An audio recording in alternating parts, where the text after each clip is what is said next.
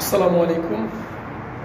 আশা করি সকলেই ভালো আছেন। প্রবাসী ভাইরা, 7 বছর ধরে প্রবাসী বাংলাদেশিদের জন্য ভিসা দিচ্ছে না, বা বাংলাদেশি শ্রমিকদের তাদের দেশে নেবে না তারা। এমনও কি দেশ আছে এখনো পর্যন্ত, যে বাংলাদেশের মতো একটা দেশের, যে দেশ থেকে প্রায় 50% লোক বাইরে যে কাজ করে থাকে, সেই সব দেশের লোক নিয়ে কাজ করায় না, এমন একটা দেশ এখনও আছে। 7 বছর ধরে বাংলাদেশকে ভিসা দিচ্ছে না। তো অনেকে আমাকে এই দেশের সম্বন্ধে কমেন্ট করে জিজ্ঞাসা করতেছে, ভাই ভিসা খুলবে কিনা, যেহেতু 2025 সাল চলে আসছে এবং ঈদের পর নতুন কোনো আপডেট আসছে কিনা নতুন ভিসা।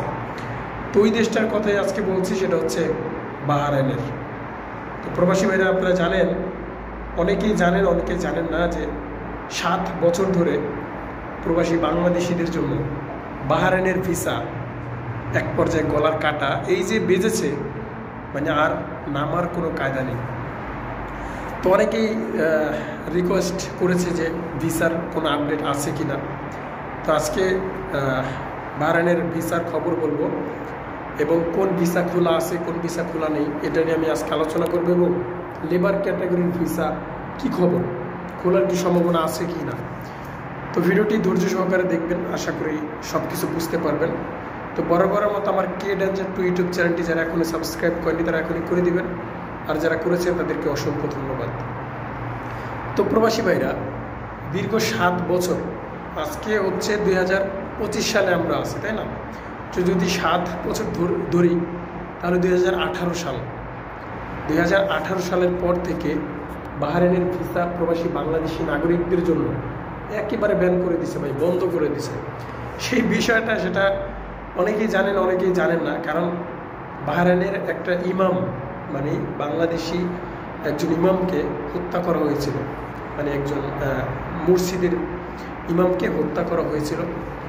এর দায়, এর জরিপে বাংলাদেশিদের ভিসা বন্ধ করে দিয়েছে। এই কাজটা করেছে বাংলাদেশি একজন নাগরিক। তো আমি বারবার একটা কথা বলি, যে যারা বিদেশে আসবেন ভাই, দেশ গ্রামের বা আপনাদের ভিতরের যে স্বভাবটা আছে সেটা দেশে রেখে আসবেন।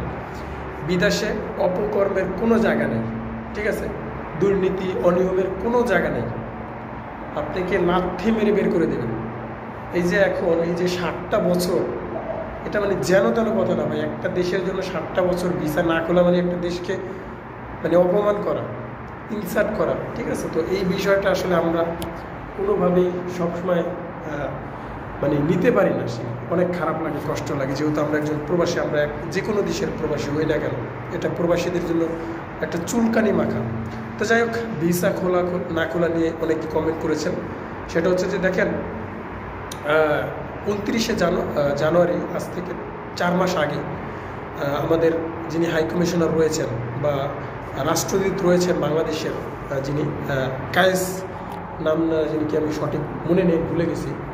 তো তিনি ওমানের যে পররাষ্ট্রমন্ত্রী রয়েছেন বা সরকার রয়েছেন, ভিসা সংক্রান্ত নিয়ে যারা কাজকর্ম করেন, তাদের সাথে যেই 54 বছর পূর্তি উপলক্ষে তাদের একটা বৈঠক হয়েছিল বাহরাইনে।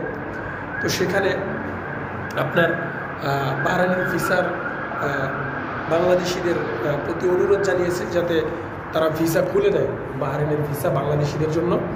শুধু লেবার ক্যাটাগরি নয়, এখন বর্তমানে যে ভিসাটা আমি বলছি, ফ্যামিলি ভিসা, লেবার ভিসা, মানে যে ধরনের ওয়ার্ক পারমিট ভিসা বাংলাদেশিদের জন্য বন্ধ রয়েছে। এবং ঠিক আছে, তো এখন বর্তমানে কোনো ভিসাই বাংলাদেশিদের জন্য খোলা নাই। যারা কমেন্ট করছিলেন, যারা ভিসা সংক্রান্ত জানতে চেয়েছিলেন, যে বাহরাইনের ভিসা এখন পর্যন্ত খুলে নাই, এখন কবে খুলতে পারে? দেখেন, যেহেতু বৈঠকের মাধ্যমে আলোচনা করা হয়েছে যে বাংলাদেশিদের প্রতি সকল ভিসা সহজ করে দেওয়া হোক বা চালু করে দেওয়া হোক, আশা করি যে কোনো একটা বিবৃতি দেবে তাদের পক্ষ থেকে বা বক্তব্য দেবে। তো তখন বোঝা যাবে যে কবে খোলা যাবে। যেহেতু তারা এখনও বলে নাই যে খুলবে বা এমন মাসে খুলবে, তারপর বোঝা যাবে যে কী মাসে খুলতে পারে, তাই না? তো এখনও পর্যন্ত বাহরাইনের ভিসা খোলে নেই। খোলা হলে আপনাদের মাঝে আমি বাহরাইনের আপডেট নিয়ে চলে আসবো। তো প্রবাসী ভাইরা, আজকের মতো এখানেই ছিল।